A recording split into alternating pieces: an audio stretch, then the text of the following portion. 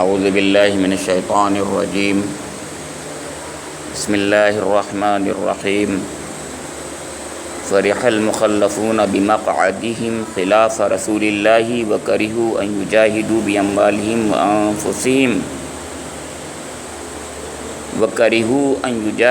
باموالہم وانفسہم فی سبیل اللہ وقالوا لا تنفروا فی الحر قل نار جہنم اشد حرا لو كانوا يفقهون فليضحكوا قليلا وليبكوا كثيرا جزاء بما كانوا يكسبون فإن رجعك الله إلى طائفة منهم فاستأذنوك للخروج فقل لن تخرجوا معي أبدا ولن تقاتلوا معي عدوا إنكم رضيتم بالقعود أول مرة فاقعدوا مع الخالفين ولا تصلي على أحد منهم مات أبدا ولا تقم على قبره إنهم كفروا بالله ورسوله وماتوا وهم فاسقون ولا تعجبك أموالهم وأولادهم إنما يريد الله أن يعذبهم بها في الدنيا وتزهق أنفسهم وهم كافرون وَإِذَا أُنزِلَتْ سُورَةٌ أَنْ آمِنُوا بِاللَّهِ وَجَاهِدُوا مَعَ رَسُولِهِ اسْتَأْذَنَكَ أُولُو الطَّوْلِ مِنْهُمْ وَقَالُوا ذَرْنَا نَكُن مَعَ الْقَاعِدِينَ رَضُوا بِأَنْ يَكُونُوا مَعَ الْخَوَالِفِ وَطُبِعَ عَلَى قُلُوبِهِمْ فَهُمْ لَا يَفْقَهُونَ لَكِنِ الرَّسُولُ وَالَّذِينَ آمَنُوا مَعَهُ جَاهَدُوا بِأَمْوَالِهِمْ وَأَنفُسِهِمْ وَأُولَئِكَ لَهُمُ الْخَيْرَاتُ وَأُولَئِكَ هُمُ المفلحون اعد اللہ لهم جنات تجری من تحتها الانہار خالدین فیہا ذالک الفوز العظیم۔ صدق اللہ مولانا العظیم۔ یہ سورہ التوبہ کے 11ویں رکوع کی 9 آیات جو 81 تا 89 آیات پر مشتمل ہیں آپ کے سامنے تلاوت کی گئی ہیں۔ ان آیات کریمہ کا ترجمہ ایسے ہے: جن لوگوں کو پیچھے رہ جانے کی اجازت دے دی گئی تھی وہ اللہ کے رسول کا ساتھ نہ دینے اور گھر بیٹھے رہنے پر خوش ہوئے، اور انہیں گوارا نہ ہوا کہ اللہ کی راہ میں جان و مال سے جہاد کریں۔ انہوں نے لوگوں سے کہا کہ اس سخت گرمی میں نہ نکلو، ان سے کہو کہ جہنم کی آگ اس سے زیادہ گرم ہے، کاش انہیں اس کا شعور ہوتا۔ اب چاہیے کہ یہ لوگ ہنسنا کم کریں اور روئیں زیادہ، اس لیے کہ جو بدی یہ کماتے رہے ہیں اس کی جزا ایسی ہی ہے کہ انہیں اس پر رونا چاہیے۔ اگر اللہ ان کے درمیان تمہیں واپس لے آئے اور آئندہ ان میں سے کوئی گروہ جہاد کے لیے نکلنے کی تم سے اجازت مانگے تو صاف کہہ دینا اب تم میرے ساتھ ہرگز نہیں چل سکتے اور نہ میری معیت میں کسی دشمن سے لڑ سکتے ہو۔ تم نے پہلے بیٹھ رہنے کو پسند کیا تھا تو اب گھر بیٹھنے والوں ہی کے ساتھ بیٹھے رہو، اور آئندہ ان میں سے جو کوئی مرے اس کی نماز جنازہ بھی تم ہرگز نہ پڑھنا اور نہ کبھی اس کی قبر پر کھڑے ہونا، کیونکہ انہوں نے اللہ اور اس کے رسول کے ساتھ کفر کیا ہے، وہ مرے ہیں اس حال میں کہ وہ فاسق تھے۔ ان کی مالداری اور ان کی کثرت اولاد تم کو دھوکے میں نہ ڈالے، اللہ نے تو ارادہ کر لیا ہے کہ اس مال و اولاد کے ذریعے سے ان کو اسی دنیا میں سزا دے اور ان کی جانیں اس حال میں نکلیں کہ وہ کافر ہوں۔ جب کبھی کوئی صورت اس مضمون کی نازل ہوئی کہ اللہ کو مانو اور اس کے رسول کے ساتھ مل کر جہاد کرو تو تم نے دیکھا کہ جو لوگ ان میں سے صاحب مقدرت تھے وہی تم سے درخواست کرنے لگے کہ انہیں جہاد کی شرکت سے معاف رکھا جائے، اور انہوں نے کہا کہ ہمیں چھوڑ دیجئے کہ ہم بیٹھنے والوں کے ساتھ رہیں۔ ان لوگوں نے گھر بیٹھنے والیوں میں شامل ہونا پسند کیا اور ان کے دلوں پر ٹھپا لگا دیا گیا، اس لیے ان کی سمجھ میں اب کچھ نہیں آتا، بخلاف اس کے رسول نے اور ان لوگوں نے جو رسول کے ساتھ ایمان لائے تھے اپنی جان و مال سے جہاد کیا، اور اب ساری بھلائیاں انہی کے لیے ہیں اور وہی فلاح پانے والے ہیں۔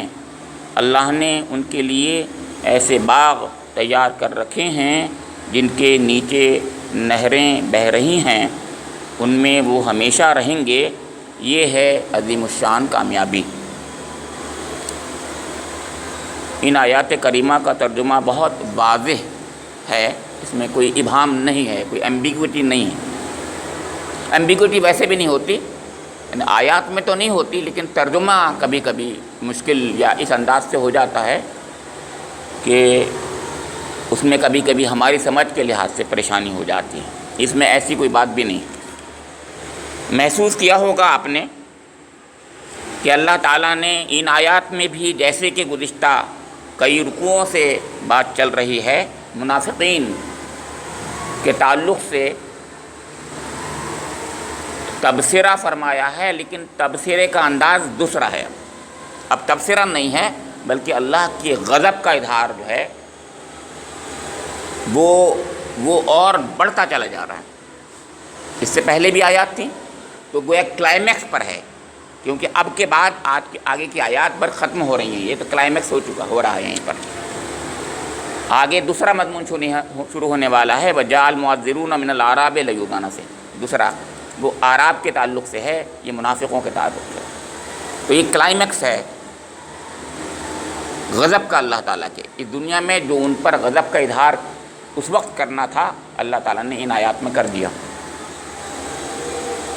اللہ تعالیٰ جب کسی پر غضب کا اظہار کر دے تو وہ بچ نہیں سکتا پھر۔ ان کے لیے قرآن میں آ گیا طُبِعَ عَلَىٰ قُلُوبِهِمْ، آ چکا، اس کے اندر آیت تھی، ابھی ایک آیت کا حصہ ہے، طُبِعَ عَلَىٰ قُلُوبِهِمْ، ان کے دلوں پر مہر لگا دی۔ تو دلوں پر مہر لگا دی تو اللہ کا کام ہے، اور اللہ تعالیٰ نے حکم دے دیا ان آیات میں کہ اے نبی اکرم، آپ سے اجازت بھی مانگے ہیں کہ جہاد کی، تو اب اجازت مت دینا۔ غور کیجیے، ناراضگی کا آخری اظہار ہے، یعنی بجائے اس کے کہ ان سے یہ کہا جا رہا تھا پہلے تو کہ جہاد کرو، تو یہ جو ہے آئیں بائیں شائیں کر رہے تھے اور معذرتیں کر رہے تھے اور اجازتیں مانگ رہے تھے، اور ہمارے یہ ہیں اور ہماری معذرت قبول کر لیجئے، ہمارے عذر قبول کر لیجئے، یہ کہہ رہے تھے، اور اب الٹا ہو گیا۔ اللہ تعالیٰ فرما رہا ہے کہ یہ کہیں بھی تو آپ ان کو اجازت نہ دیجئے اور منع کر دینا کہ اب تم ہمارے ساتھ جہاد نہیں کر سکتے۔ نہ اللہ کے رسول کو اللہ حکم دے رہا ہے، اور اب وہ آخری بات جیسے میں نے بتایا کہ طُبِعَ عَلَىٰ قُلُوبِهِمْ، ان کے دلوں پر مہر لگ گئی ہے۔ اتنی سخت بات قرآن پاک میں منافقوں کے لیے نہیں ہے جیسی بات یہاں پر ہے، اتنی سخت ناراضگی کا اظہار نہیں ہے۔ یعنی ناراضگی کے الگ پہلو ہوا کرتے ہیں، ایک ناراضگی کا پہلو وہ تھا کہ ان المنافقین فی الدرک الاسفل من النار، وہ فیصلہ ہے اللہ تعالیٰ، وہ ہمیں بتا رہا ہے کہ منافقوں کو جہنم کے سب سے نیچے طبقے میں ڈالا جائے گا۔ آپ یہ کہہ سکتے ہیں ناراضگی کا اظہار وہ بھی ہے، یہ وہ ناراضگی نہیں ہے، بلکہ اللہ تعالیٰ بتا رہا ہے ان کے بارے میں کہ میرا فیصلہ ان کے بارے میں یہ ہے، وہاں کے لیے، تو وہ وہاں کے لیے ہے، یہ یہاں کے لیے بتایا جا رہا ہے کہ یہاں پر بھی ان کو ذلیل و خوار کر دو۔ دونوں میں فرق ہوتا ہے۔ دنیا میں بہت سے لوگ اپنے کو بچا لے جاتے ہیں اور دنیا میں اچھے ہی اچھے رہ کر کے گویا ان کی یعنی وہ ختم ہو جاتے ہیں، اور کوئی سمجھ بھی نہیں پاتا کہ وہ اچھے نہیں تھے۔ ان کی اللہ تعالیٰ بھی چشم پوشی کرتا ہے اور لوگ بھی چشم پوشی کرتے ہیں، لیکن کچھ لوگوں کے بارے میں جیسے کہ یہاں آ رہا ہے، اللہ تعالیٰ نہیں چاہتا کہ ان کے حال پر پردہ پڑا رہے، بلکہ چاہتا ہے کہ ان کو کھول دیا جائے، وہ کھول رہا ہے۔ تو یہ ہے وہ بات جو ذلت کی آخری حد ہوا کرتی ہے، جب کسی کا پردہ کھول دیا جاتا ہے۔ جب بندے کا اللہ تعالیٰ پردہ کھول دے تو پھر بچا کوئی نہیں سکتا، کوئی بچا نہیں سکتا، کیونکہ بچاتا بھی وہی ہے، کیونکہ وہ ستار العیوب ہے، اس کی صفت ہے ستار العیوب بھی، کہ عیبوں کو چھپاتا ہے ہمارے۔ ہم تو بہت گناہ گار ہیں، سب گناہ گار ہیں، بہت چھپاتا ہے، ہمارے سارے عیبوں کو چھپاتا رہتا ہے، ہمیں دعا بھی مانگنا چاہیے، لیکن جب وہ ناراض ہو جاتا ہے تو پھر ذلیل اگر کرنا چاہے تو ایسا ذلیل کرتا ہے کہ پھر ہم سوچ بھی نہیں سکتے، بہت ذلیل کرتا ہے۔ وہ کم کرتا ہے، ایسا نہیں کرتا، بہت رحیم ہے، بہت کریم ہے، ایسا کرتا نہیں ہے۔ لیکن جب حد ہو جاتی ہے اور اس کے ذریعے سے اللہ چاہتا ہے کہ دوسرے لوگ سبق حاصل کریں اور ان کا اس حالت میں رہنا انسانوں کے لیے نقصان دہ ہو جاتا ہے، تب ایسا کرتا ہے، ورنہ نہیں کرتا۔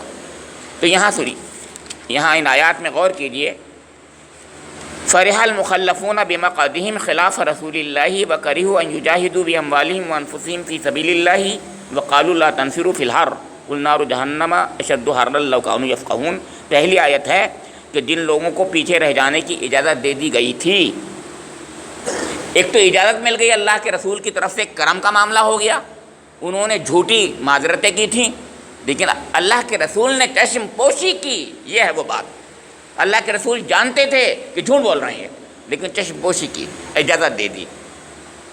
اب اس کے بارے میں، ان کے بارے میں کہا جا رہا ہے وہ اللہ کے رسول کا ساتھ نہ دینے اور گھر بیٹھے رہنے پر خوش ہوئے۔ یہ ہے وہ بات جو بنیادی نوعیت کی، اس پر غور کرنا چاہیے۔ ایک یہ ہوتا ہے کہ میں عذر کروں، میں اجازت مانگوں، لیکن دل میں میرے افسوس ہو اور حسرت ہو، اے اللہ مجھے تو وہ راستہ دکھا دیتا، مجھے میرے لیے حالات بنا دیتا کہ میں ایک نیک کام کرتا اور اچھے کام کرتا۔ یہ ایمان کی علامت ہے، اور یہ علامت نفاق کی ہے۔ یہ بتایا ہے کہ نفاق کی علامت اور ایمان کی علامتیں کیا ہوتی ہیں، یعنی میں اور آپ روزانہ اپنا محاسبہ کریں کہ میرے دل کی کیفیت کیا ہے۔ میرے دل کی کیفیت یہ ہے کہ اے اللہ بہت مجھے تکلیف ہو رہی ہے، اللہ مجھے توفیق دے دے، اے اللہ مجھے راستے میرے لیے فراہم کر دے کہ میں زیادہ سے زیادہ نیک کام کروں، اور جتنے بھی نیک کام ہوتے ہیں میں حج کروں۔ حج بڑا مشکل کام ہوتا ہے، اس میں دو رائے نہیں، بہت خرچ کرنا ہوتا ہے، ٹائم بھی دینا ہوتا ہے، فیملی کو چھوڑنا ہوتا ہے، جیسے میں کہہ رہا ہوں، جس نے حج نہیں کیا اس کی بات کر رہا ہوں۔ اللہ کی راہ میں خیرات کروں، لیکن وہ بیچارے اس کے پاس نہیں ہے اگر، تو کہتے ہیں اے اللہ تو مجھے عنایت فرما دے، میں خیرات زیادہ سے زیادہ کروں، اچھی بات ہے۔ اے اللہ مجھے صحت یاب کر دے کہ میں تیری راہ میں زیادہ سے زیادہ جان سے مال سے جہاد کروں۔ یہ تمام باتیں اچھی نیک نیتی کے ساتھ، اخلاص کے ساتھ جو ہیں بہت اچھی ہیں۔ اس میں انسان جو ہے اپنے عمل نہ کرنے پر شرمندہ ہوتا ہے دل سے اپنے، اور دعا مانگتا ہے اللہ میرے اس کے لیے راستے نکال دے۔ منافقت کی علامت یہ ہے کہ وہ اس پر خوش ہوتا ہے، اچھا ہوا موقع مل گیا مجھے، یار اگر اس وقت ایسا نہ ہوتا تو مصیبت آ گئی ہوتی میرے، تو یہ لوگ تو مجھے پکڑ کے لے جاتے جماعت میں، معاف کیجیے، ایسے بھی کہہ دیتے ہیں نا، جماعت میں لے جاتے۔ تو بہرحال یہ بھی ہوتا ہے کہ اگر میرے اس وقت کے معاملات جو ہے ایسے نہیں ہوتے، ذرا آج تو حقیقت میں کوئی مسئلہ تھا، ورنہ یہ چیز ہمارے اندر بڑی خراب ہے، یعنی ہم اس چیز کو دوسرے انداز سے لے رہے ہیں، الٹا لے رہے ہیں۔ بھئی یا تو یہ کہو کہ ہمیں پسند نہیں ہے، آپ ان سے دلیل سے بات کہو کہ کیا اسلام میں یہ بات ہے کہ نہیں، وہ الگ بات ہے، دلیل سے آپ جماعت اسلامی یا جماعت تبلیغ یا جماعت فلاں کے ساتھ میں بات کریں کہ بھائی ہمیں آپ کی بات پسند نہیں لگ رہی، وہ تو الگ بات ہوئی، آپ ان سے آرگو کر رہے ہیں، لیکن آپ جانتے ہیں صحیح بات ہے وہ، اور پھر سٹک جاتے ہیں چپکے سے۔ وہ قرآن میں سٹک جانا کا لفظ ہے، سورہ نور میں ہے، منافقوں کے لیے ہی ہے کہ مجلس میں دیکھا چپکے سے نکل گئے، تو چپکے سے نکل جاتے ہیں کہ اب وہ تشکیل ہونے والی ہے، تشکیل کہتے ہیں نا، تشکیل ہونے والی ہے کہ آپ کہیں گے بھائی کون کون نکلے گا جماعت میں، تو وہ نہیں نکل پاتے۔ تو یہاں پر ایک بات تو یہ ہوئی کہ وہ خوش ہوئے، یہ منافقت کی علامت تھی۔ پھر دوسری چیز یہ ہے کہ پیچھے رہ گئے، بمقعدہم خلاف رسول اللہ، یعنی رہے پیچھے تو دینداری میں پیچھے ہوئے، بے وقوف سمجھ رہے ہیں کہ اس جہاد میں پیچھے رہ گئے، بلکہ اصل بات یہ ہے کہ وہ ہر چیز میں پیچھے ہو گئے۔ اس کو خلاف رسول اللہ کہا ہے۔ رسول کے معاملے میں، رسول کے سامنے، رسول کے ساتھ جانے میں جو ثواب تھا، اس سے بڑا ثواب تو کوئی ہو نہیں سکتا تھا۔ حضور نبی اکرم کی صحبت ایک لمحے کی بھی صحبت صحابہ کرام بنا دیتی ہے، یہی تو کہتے ہیں ہمارے فقہا، یہی تو کہتے ہیں کہ ایک لمحے کی صحبت بھی ان کو صحابی بنا دیتی ہے ایمان کی حالت میں، اور ورنہ آپ جانتے ہیں یہ ان کے ساتھ میں ہر وقت ہیں تو منافق بنے ہوئے ہیں۔ صحابی تو ویسے تو صحابی تھے یہ، لیکن سب منافق ہیں یہ۔ تو فرمایا جا رہا ہے ایک ہی بات نہیں بلکہ اگلی بات فرمائی کہ یہ کہتے ہیں وقالو لا تنفروا فی الحر، ارے خود بھی نہیں گئے، دوسروں کو بھی روک رہے ہیں، اور یہ کہہ رہے ہیں بڑے گرمی کا زمانہ ہے تم مت نکلو، دوسروں سے کہہ رہے ہیں۔ تو ان دوسروں میں کون لوگ ہیں؟ وہ منافق ہیں کچھ لوگ جن سے کہہ رہے ہیں، جو ان کے ساتھی ہیں، اور کچھ بیچارے مومن، سچے مومن ہیں، ان کو بھی روک رہے ہیں، ارے کہاں نکلو گے، بہت سخت گرمی ہے۔ غزوہ تبوک میں ایسا ہی تھا، بہت سخت گرمی تھی، اللہ تعالیٰ نے اس پر کوگنیسنس لیا اور یہ کہا قل نار جہنم اشد حرا، کہہ دو جہنم کے عذاب اس سے زیادہ سخت ہے۔ صحیح بات ہے، بس فرق یہی ہے کہ ایمان نہیں تھا ان کے اندر، وہ نہ جہنم کی اس تکلیف کو پر ایمان رکھتے تھے، نہ جنت کے انعام پر ان کا یقین تھا۔ اگر یقین ہوتا تو جنت کی تمنا میں آگے بڑھتے اور جہنم کی آگ سے گھبراتے اور بھاگتے۔ تو یہی فرمایا کہ نہیں، کم سے کم خیال رکھو تم، کاش یہ لوگ جانتے ہوتے، لو کانوا یفقہون، کاش یہ لوگ جانتے ہوتے۔ اور پھر فلیضحکوا قلیلا ولیبکوا کثیرا جزاء بما کانوا یکسبون، ان کو تو اس پر رونا چاہیے۔ اگر حقیقت حال کو یہ جان لیتے تو یہ روتے، ہنستے نہیں۔ اچھا یہ ہنس اس لیے رہے ہیں کہ دیکھو کیسی معذرت کر لیا، اور ہم نے نعوذ باللہ رسول اللہ کو بھی وہ کر لیا کہ ان کو بھی ہم نے وہ کر دیا کہ مطلب کیا کہنا چاہیے، بہانہ ایسا بنایا کہ وہ بھی نہیں سمجھے، حالانکہ سمجھ گئے تھے حضور نبی اکرم۔ وہ ایسے لوگ، احمق لوگ ایسے سمجھتے ہیں کہ وہ جو بڑا ہمارا جو لیڈر ہے، جو بڑا ہے، وہ بھی نہیں سمجھتا ہے، وہ یہ سمجھتے ہیں۔ تو کہا گیا کہ رو تم کو، ہنسو مت، اس پر رو۔ یہ قلیل، یہ بہت ہنسنا کم کریں اور روئیں زیادہ، اس لیے کہ یہ بدی جو کما رہے ہیں اس کی جزا یہی ہے۔ اب اس کے بعد حضور سے خطاب، ان سے بات ختم ہو گئی، حضور سے خطاب، اس قابل نہیں ان سے بات کی جائے۔ فَإِن رَّجَعَكَ اللَّهُ إِلَىٰ طَائِفَةٍ مِّنْهُمْ فَاسْتَأْذَنُوكَ لِلْخُرُوجِ فَقَلْ لَن يَخْرُجُوا مَعِيَ أَبَدًا وَلَن تُقَاتِلُوا مَعِيَ عَدُوًّا۔ اب دیکھیے حضور سے خطاب ہو رہا ہے، اب حضور نبی اکرم وہاں پر ہیں، تبوک کی وادی میں ہیں، وہاں پہنچ گئے۔ یہ لوگ تو پہلے سب عذر کر آ کر کے بات ختم ہو گئی اور حضور کوچ کر گئے، وہاں پہنچ گئے۔ وہاں جانے کے بعد میں اب یہ آیات یہاں سے نازل ہو رہی ہیں، فَإِن رَّجَعَكَ سے، یہاں سے وہاں آئے، یہ آیت وہاں نازل ہو رہی ہیں۔ خاص طور سے یہ آیت، جس آیت کو میں پڑھا ابھی، فَإِن رَّجَعَكَ اللَّهُ إِلَىٰ طَائِفَةٍ۔ اب کیا آپ آئے نبی اکرم، اب ان جو ہے بہت اس کے اندر جو ہے ایک لطیف معنی دیتا ہے۔ ان تو لگ رہا ہے کہ اگر اللہ تعالیٰ، اگر آپ ادھر واپس پلٹ جائیں، اگر اللہ ان کے درمیان تو میں نے واپس لے جائے کہ نہیں لے جائے گا، جب اللہ تعالیٰ کہہ رہا ہے وہ تو ضرور لے جائے گا۔ جب اللہ تعالیٰ کہتا ہے کہ آپ کو اگر اللہ تعالیٰ واپس لے جائے تو نعوذ باللہ منافق تو یہی سمجھے گا پتہ نہیں آئیں گے نہیں آئیں گے، لیکن اللہ تعالیٰ تو ان پر طنز کر رہا ہے۔ اس لیے طنز کر رہا ہے کہ یہ نالائق یہ کہہ رہے تھے، اس سے پہلے درس میں آ چکا ہے کہ یہ واپس نہیں آئیں گے، رومیوں سے ہے مقابلہ، یہ اب کی بار واپس نہیں آئیں گے۔ اسی لیے تو نہیں گئے تھے، خود نہ جانے کا بہانہ کیوں کیا تھا، خود اس لیے تو نہیں گئے تھے کہ واپس ہی نہیں آئیں گے یہ لوگ، تو ہم بھی نہیں بچیں گے، ان کو تو جان پیاری تھی نا، بات یہ تھی، اس لیے عذر کیا تھا، عذر بھی اس لیے کیا تھا کہ یہ لوگ بھی واپس نہیں آئیں گے تو ہم کیسے واپس آئیں گے، ہم ان کے ساتھ پس جائیں گے، ختم ہو جائیں گے ہم بھی، تو ان کو تو جان پیاری تھی اس لیے نہیں گئے تھے۔ تو اللہ تعالیٰ فرما رہا ہے فَإِن رَّجَعَكَ اللَّهُ، کہ اگر اللہ ان کے درمیان تمہیں إِلَىٰ طَائِفَةٍ مِّنْهُمْ، اب یہاں پر ایک بات اور ہے، اس گروہ کے درمیان میں آپ کو واپس لے آئے، تو اس کے دو معنی ہوئے، ایک تو اللہ تعالیٰ آپ کو وہاں تک پہنچا دے، دوبارہ واپس لے جائے ان کے درمیان میں، تو اس کی دو وجہ ہے، ایک تو یہ کہ وہ گروہ ہی اللہ تعالیٰ ان میں سے کچھ منافق کو ختم کر دے گا، یہ بھی ہو سکتا ہے، اور ہوتے ہیں، ایسے بھی ہوتے ہیں کہ موت کسی کو آ جاتی ہے درمیان میں، لمبا سفر تھا، آتے واپس ہوتے ہیں درمیان میں کتنے لوگ مر جاتے ہیں، لیکن یہاں طنز یہ تھا کہ وہ یہ کہہ رہے تھے تو ان کے جو دل کے اندر جو ایک تمنا تھی، جو خواہش تھی، اس کو طنز کے انداز میں کہا گیا کہ اے نبی اکرم آپ اگر وہاں واپس اللہ تعالیٰ آپ کو واپس لے آئے گا، یعنی یہ اللہ کا معاملہ ہے کہ وہ لے جائے گا آپ کو، لیکن یہ تو یہ سمجھ رہے ہیں نہیں آئیں گے آپ، لیکن میں کہہ رہا ہوں، اللہ فرما رہا ہے کہ اللہ تعالیٰ فرما رہا ہے کہ میں کہہ رہا ہوں کہ آپ کو اللہ تعالیٰ واپس لے جائے ان کے درمیان میں دوبارہ، اور ظاہر جب وہ کہہ رہا ہے تو ضرور لے جائے گا، اور وہی ہوا، ورنہ ہم یہ آیتیں نہیں پڑھتے ہوتے۔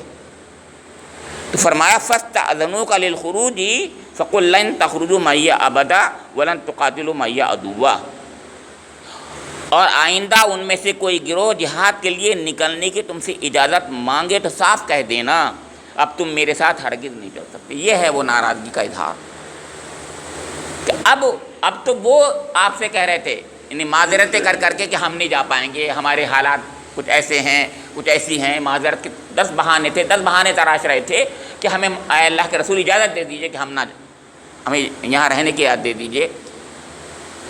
لیکن اب آپ کہیے گا کہ اب جب کبھی جہاد، اگلی بار جہاد میں موقع ہوا کوئی اور تم کہو گے کہ ہمیں اجازت دیجئے تو آپ منع کر دیجیے۔ یہ ہے ناراضگی، جس کہتے ہیں سخت ناراضگی۔ اور سخت ناراضگی اس کی وجہ کئی ہیں، میں ایک چھوٹی سی وجہ بتاتا ہوں۔ وجہ یہ ہے کہ یہاں کیوں اجازت مانگ رہے تھے وہ، انہوں نے کہا یہ پس جائیں گے، یہ ختم ہو جائیں گے، یہ رہیں گے نہیں، اور اگلی بار کیوں آئیں گے؟ بہت تولتے ہیں نا اپنے کو یہ لوگ، بڑے دنیا پرست ہوتے ہیں نا لوگ، یہ تو بغیر جنگ کے مفت میں ہمیں مال غنیمت ملنے کا، جب مال غنیمت کی امید ہوگی تو یہ آئیں گے اور کہیں گے ہمیں اجازت دیجیے۔ یہ ہے بات، ان میں دنیا داری ہے، ان میں غرض وابستہ ہے، ان کی ہوتی ہے۔ ایسے ہی ہوتا تھا، وہ نہیں گئے جن جنگوں میں آپ کو معلوم ہے ان کو خطرہ تھا، غزوہ احد میں نہیں گئے، وہ راستے میں واپس ہو کے 300 لوگ آ گئے، ارے کٹنے مرنے جائیں گے۔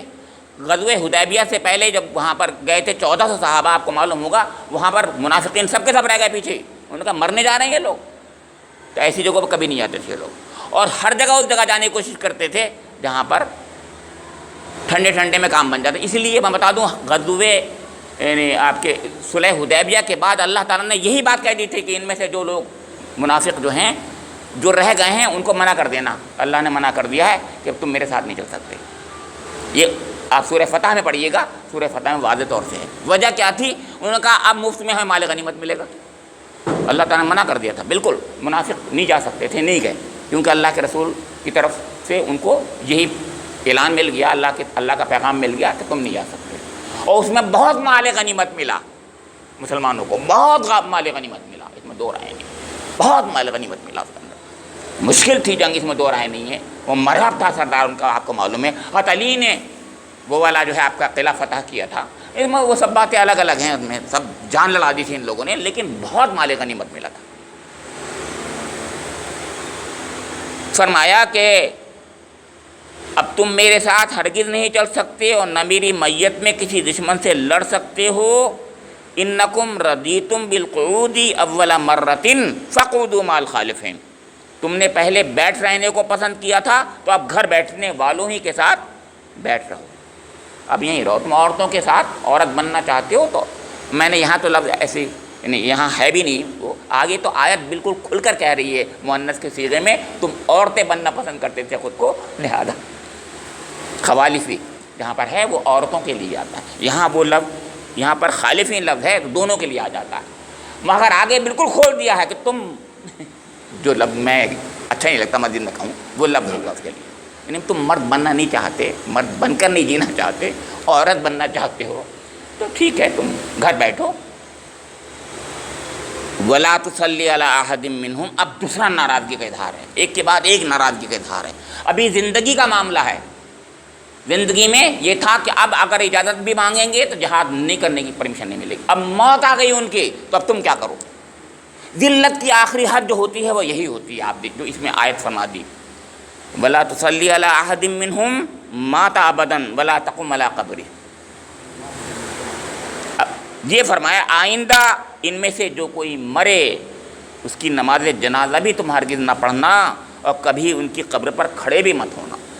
یہ ذلت کی آخری حد ہے، سوچ لیجیے آپ، اس لیے کہ مرنے والوں کے ساتھ تو ہم بھی کھڑے ہو جاتے ہیں، ہندو بھی ہو کوئی بھی ہو چلے جاتے ہیں ہم لوگ، ہوتا ہے، کیونکہ کم سے کہتے ہیں اس کے غم میں تو شریک ہو جاتے ہیں، غم میں شریک ہونا انسانیت کا تقاضا ہوتا ہے۔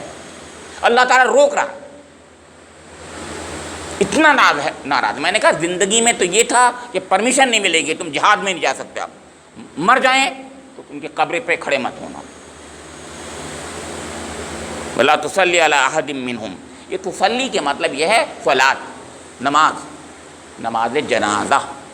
اب یہ نماز جنازہ کا لفظ کیوں آیا ہے؟ اس لیے کہ اس سے پہلے کی آیات میں آپ کو یاد ہوگا جو اس سے پہلے درس ہوا تھا، وہ یہ تھا کہ حضور نبی اکرم نے عبداللہ بن ابی کی موت پر نماز پڑھا دی تھی، حضرت عمر نے بہت روکا تھا، تو حضور نے یہ کہا تھا مجھے استغفار میں یہ کہا ہے کہ 70 بار بھی استغفار کرو گے تو میں بخشوں گا نہیں، لیکن مجھے بالکل پوری طریقے سے روکا نہیں گیا، لیکن یہاں بالکل پورے طریقے سے روک دیا گیا. جی بتا دو، وہاں بالکل واضح حکم نہیں تھا، وہاں ابہام تھا. یعنی استغفار، ہم یہ دعا کرتے بھی ہیں نماز جنازہ میں، ہم دعا کرتے ہیں واسطے دعائے مغفرت اس میت کے، کہتے نہیں کہتے ہیں اللہ کے واسطے، اور اس دعا اس میت کی دعائے مغفرت کے واسطے ہم نماز پڑھتے ہیں، جنازہ نماز. یہی نیت ہوتی ہے، زبان سے کہیں نہ کہیں یہی نیت ہوتی ہے. تو وہاں تصلی علی کا مطلب یہی ہے کہ اب یہ نماز جنازہ جو ہو رہی ہے اس میں آپ ولا تصلی، کھڑے نہیں ہونا، آپ نماز جنازہ نہیں پڑھنا ہے. اور اتنا ہی نہیں کہا ولا تقم علی قبرہ، قبر پہ بھی نہیں کھڑا ہونا ہے. اب بتائیں، قبر پہ بھی نہیں کھڑا ہونا ہے. یہ تو حد ہو گئی نا ذلت کی، اس کی ذلت کی حد ہوئی یہ ہے. تو اس کے بعد ان آیات کے بعد آپ نے کسی منافق کی نہ تو نماز جنازہ پڑھائی، اور جب آپ پہلے باقاعدہ تفتیش کر لیتے تھے، اور جب معلوم ہوتا تھا کہ وہ ایسا نہیں ہے تو کہہ دیتے تھے بس تم لوگ نماز پڑھا دو. اور بھی وجوہات تھیں، جیسے میں بتا دوں، قرض والے کو بھی نماز پڑھنی پڑھاتے تھے. آپ کہتے تھے جب تک کہ قرض کو ادا نہ کر دے جب تک میں نماز نہیں پڑھاؤں گا. کسی اور کو کہہ دیتے تھے تم پڑھاؤ، کوئی بھی پڑھا دے. منافق کے بارے میں خاص طور سے حضور نبی اکرم ایک طرف کو ہٹ جاتے تھے. یہاں پر سنیے گا قصہ. اب یہ کیسے پتہ چلے گا کہ منافق ہے؟ آگے کے بعد حضور کی تشریف لے جانے کے بعد. اب سنیے، آپ دونوں لوگ جو ہیں اس کے گواہ ہیں کہ حضرت حذیفہ جس کا ذکر آ چکا گزشتہ اس میں، صاحب السر نبی، صاحب السر یعنی رازدار رسول ہیں. حضرت حذیفہ بن یمان یمان کے صاحبزادے حضور کے حواری ہیں، حقیقت قریب ہیں، ایسے قریب ہیں کہ وہی آپ کو یاد ہوگا درے سے جب نکل رہے تھے دو لوگ کو حضور نے ساتھ رکھا تھا. آپ نے پچھلی بار یاد ہے آپ کو، درس سن رہے تھے آپ لوگ، عمار بن یاسر، حذیفہ بن یمان، یہ دو لوگ تھے کہ تم چلو میرے ساتھ، صرف تم لوگ چلو. پھر آپ کو معلوم تھا آپ کہ وہ جھانٹے والے 12 لوگ آئے تھے، ان کو جو ہے مار مار کے انہوں نے پیچھے کر دیا. صرف 2 لوگوں نے مار مار کے پیچھے کر دیا. کیا تھا یہ؟ ان منافقوں کی سازش تھی جس میں حضور نبی اکرم محمد مصطفیٰ صلی اللہ علیہ وسلم کو قتل کرنے کی سازش رچی گئی تھی. سوچیا، یعنی ایسا ہی نہیں تھا کہ واپس یہ نہیں آئیں گے، بلکہ انہوں نے اور سازشیں بھی رچی تھیں. یعنی کتنی سازشیں رچی ہیں کہ واپس آنا ہی نہیں ہے ان کو تو اب. اور اس کے پیچھے اور آگے آیتیں آئیں گی. آپ مسجد زرار بھی بنانے کے لیے تیار بیٹھے تھے اور سب کچھ وہ ہوا ہے. ابو عامر راہب نہیں بلکہ فاسق جو ہے وہ سب کچھ کرتا ہے کام اپنا، وہ اپنا کھیل کھیل رہا ہے جس کا ذکر آگے آئے گا. فرمایا انہم کفروا باللہ ورسولہ وماتوا وہم فاسقون، اس لیے کہ انہوں نے اللہ اور اس کے رسول کے ساتھ کفر کا رویہ اختیار کیا ہے. وماتوا، اور یہ مرے ہیں اس حال میں کہ فاسق تھے. اس لیے ان کی قبر پر نہیں کھڑا ہونا، ان کے لیے استغفار نہیں کرنا، ان کے لیے ان کی نماز جنازہ نہیں پڑھنا ہے. اتنی سخت بات قرآن نہیں کرتا ہے، اسلام نہیں کرتا ہے. اسلام بہت رواداری، بہت ہمدردی، بہت جسے کہتے ہیں چشم پوشی کا معاملہ کرتا ہے، لیکن ایسے لوگوں کے لیے کبھی نہیں کرتا. وَلَا تُعْجِبْكَ أَمْوَالُهُمْ وَأَوْلَادُهُمْ إِنَّمَا يُرِيدُ اللَّهُ أَن يُعَذِّبَهُم بِهَا فِي الدُّنْيَا وَتَزْهَقَ أَنفُسُهُمْ وَهُمْ كَافِرُونَ. تم ان کے جثے کو بھی دیکھتے ہو، جثہ دوسری جگہ ہے، یہاں اموال اولاد کا ذکر ہے کہ ان کے اموال اولاد سے تم متعجب مت ہو، حیرت زدہ مت ہو. ان کو اللہ نے دنیا میں بہت مال دیا ہے، ان کو اولاد بھی خوب دی ہے، تو ایسا نہیں ہے اللہ ان سے خوش ہے، بلکہ یہ فتنہ ہے ان کے لیے مال و اولاد. اور ان کے ذریعے سے امتحان لے رہا تھا، ان کا مال اور اولاد دے کر ان کا امتحان لیا تھا، اس میں یہ ناکام ہو گئے. تو فرمایا کہ ان کے مالداری اور ان کی کثرت اولاد تم کو دھوکے میں نہ ڈالے. اللہ نے تو ارادہ کر ہی لیا ہے کہ وہ اس مال و اولاد کے ذریعے سے ان کو اسی دنیا میں سزا دے. میں نے بتایا کہ یہ ہے وہ بات، یعنی ان کو مال دے کر کے اللہ تعالیٰ سزا دینا چاہ رہا ہے، ان سے ناراض ہے، اس لیے ان کو خوب دیا ہے تاکہ ان کا پیمانہ بھر جائے، ظلم کا، کفر کا، نفاق کا پیمانہ بھر لیں یہ لوگ، زیادہ سے زیادہ دنیا میں مگن ہو کر کے یہ اپنے کو ذلیل و خوار کر لیں، یہ مطلب تھا. فرمایا کہ مال و اولاد کے ذریعے سے ان کو اسی دنیا میں سزا دے اور ان کی جانیں اس حال میں نکلیں وہ کافر ہو. اتنا ناراض رب نہیں ہوتا، میرا آپ کا رب نہیں ہوتا، کبھی نہیں ہوتا. ایسے ہی ہیں یہ، وہ کبھی نہیں ہوتا ایسے. اس نے تو اگر ایسا کیا ہوتا رسولوں کو کیوں بھیجتا وہ؟ بتائیے مجھے, رسولوں کو کیوں بھیجتا وہ؟ رسولوں کو تو اس لیے بھیجا تھا کہ میرے بندے میرے قریب آ جائیں, میرے بندے جو ہیں جھک جائیں, ہے کہ نہیں؟ وہ اتنی سخت بات کہے کبھی نہیں ہو سکتا. اس کا مطلب وہ ہیں ہی اس قابل, وہ ناسور ہیں دنیا کے لیے, ان کو مٹ جانا چاہیے, ان کی سرجری ہونی چاہیے, وہ ہیں ہی نہیں اس قابل.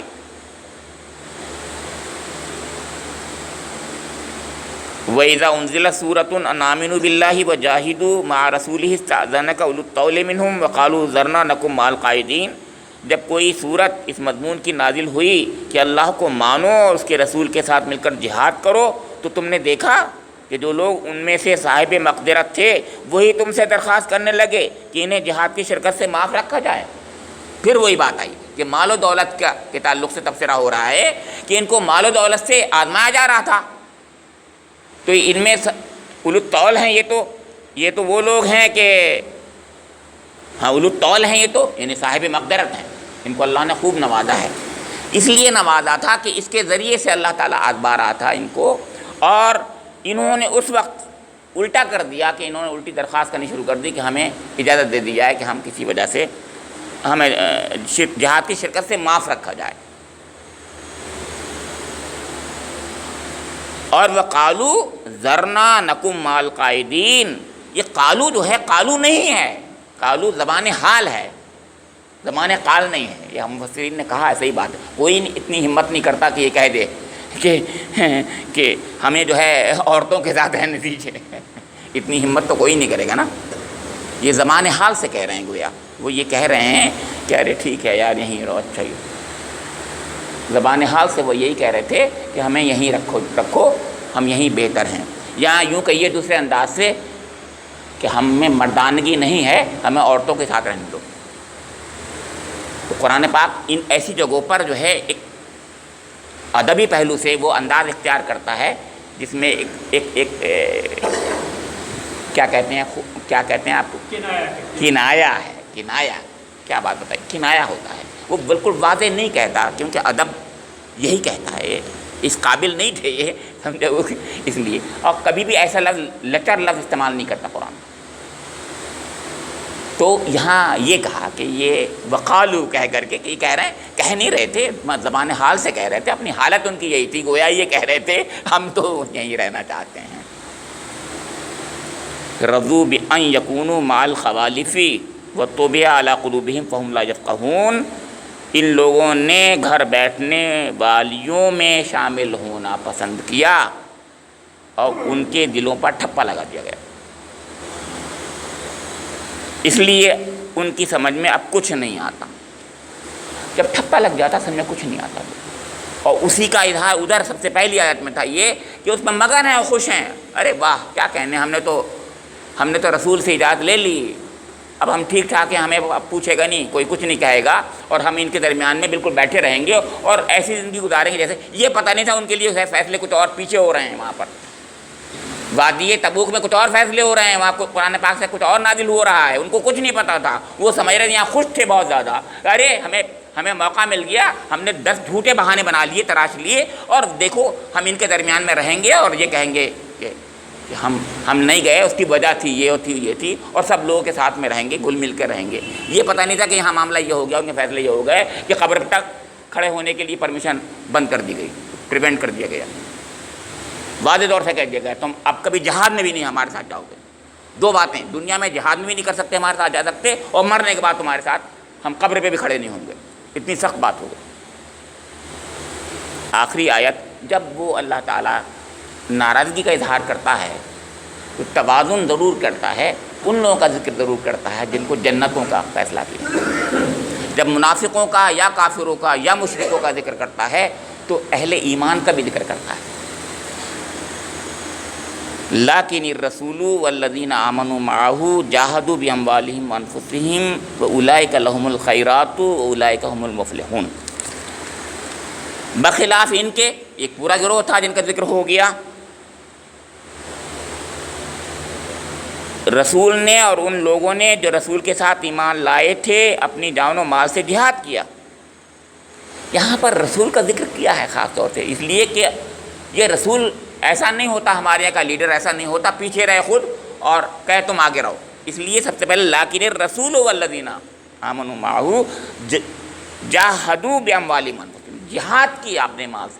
اللہ کا رسول سب سے آگے ہوتا ہے، اور اللہ کا رسول جہاں کھڑا ہوتا تھا، حضرت علی رضی اللہ تعالیٰ عنہ اور دوسرے صحابہ کرام کہتے ہیں کہ ہماری ہمت نہیں پڑتی تھی کہ حضور کے ساتھ ہم کھڑے ہو جائیں، اور جو ہم میں سے حضور کے ساتھ کھڑا ہو جاتا تھا ہم میں سب سے زیادہ بہادر وہی مانا جاتا تھا. سب سے زیادہ بہادر وہی شخص مانا جاتا تھا حضور کے جہاد میں حضور کے قریب کھڑا ہو جائے. اور آپ بالکل، وہ آپ کو یاد ہوگا غزوہ حنین کا ذکر ہے، غزوہ حنین میں بالکل آپ ایسے ہی کھڑے ہوئے تھے بالکل، اور تیروں کی بارش ہو رہی تھی اور صحابہ کرام میں بڑے بڑے صحابہ کرام اوٹ لے رہے تھے، اور جن کتنے بیچارے ایسے تھے جو چھوڑ کے بھاگ گئے میدان کو، وہ بھی صحابی تھے، چھوڑ کے بھاگ. چند لوگ رہ گئے، صرف چند لوگ رہ گئے. انا النبی لا کذب انا ابن عبد المطلب انا النبی لا کذب، میں نبی ہوں اور جھوٹا نہیں ہوں. حضور فرما رہے ہیں انا النبی لا کذب انا ابن عبد المطلب، میں عبد المطلب کا بیٹا ہوں. یہ رجز تھا، رجز ایسے وہاں پر ایسے بولا کرتے تھے. بیٹا بیٹا ہی ہوتا ہے، اولاد کو بھی بیٹا کہتے ہیں.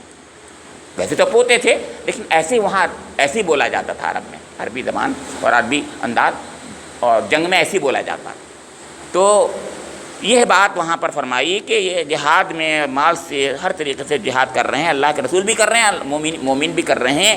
اولئک لہم الخیرات، اور ساری بھلائیاں ان کے لیے ہیں. اولئک هم المفلحون، یہ کامیاب ہیں، فلاح پانے والے، فلاح پانے والے. اعد اللہ لہم جنات تجری من تحتها الانہار خالدین فیہا ذلک الفوز العظیم. اللہ کا وعدہ ہے. اب دیکھیے کہاں اتنی ناراضگی کا ذکر تھا اور کہاں بشارتیں ہی بشارتیں ہیں ایمان والوں کے لیے کہ جنات تجری من تحتها الانہار، ان کے لیے باغات ہیں. جنات میں نے بتایا تھا، بار بار بتا رہا ہوں، یہ پلورل ہے. باغ جنت ہوتا ہے، جنات باغات، جس کے نیچے نہریں بہ رہی ہوں گی. عرب میں نہر کا تصور کر لیجئے، جہاں پر ریگستان ہوتا ہے، پانی نہیں ہوتا، وہاں پر پانی کا جب بھی حوالہ دیا جاتا ہے تو نعمت کا کلائمیکس ہوتا ہے، وہاں پر نعمت کا کلائمیکس ہے، یوں سمجھ لیجئے آپ. تو فرمایا کہ خالدین فیہا، آخری بات ہمیشہ ہمیش کی ہے، اور یہ سب سے بڑی کامیابی ہے. اللہ رب کریم مجھے بھی اس آخری آیت کے تعلق سے، یعنی اس ایمان کا ایک ذرہ عنایت فرما دے کہ میں بھی اس جنت کی خاطر، ان جنتوں کی خاطر میں بھی کچھ لپکوں، کچھ کروں. آپ بھی کریں، میں بھی کروں. ہم لوگوں کو اللہ معاف فرما دے، اور اللہ تعالیٰ مجھے اور آپ لوگوں کو کہیں خدا نہ خواستہ وہ منافقت کا کہیں عنصر کہیں نہیں ہمارے پاس آ جائے، جس کی وجہ سے اللہ ہمارے اس دنیا میں بھی ہمیں ذلیل و خوار کر دے گا، اور آخرت میں بھی فی الدرک الاسفل من النار کا فیصلہ ہوگا. اللہ رب کریم مجھے اور آپ لوگوں کے اندر وہ سچا ایمان اور اخلاص عنایت فرما دے، سچا ایمان اخلاص عنایت فرما دے، سچا ایمان اخلاص عنایت فرما دے. اور اللہ کی راہ میں جو جہاد، جو کوششیں، جو محنتیں کرنے کا مطالبہ ہے اور ہوتا رہے گا، اس کے لیے ہمیں صحیح نیتوں کے ساتھ میں اس کی طرف بڑھنے کی توفیق عنایت فرما دے کہ کم سے کم اس کے آگے بڑھیں، اس کے لیے عذر نہ تراشیں. ربنا تقبل منا انک انت السمیع العلیم، تب علینا انک انت التواب الرحیم.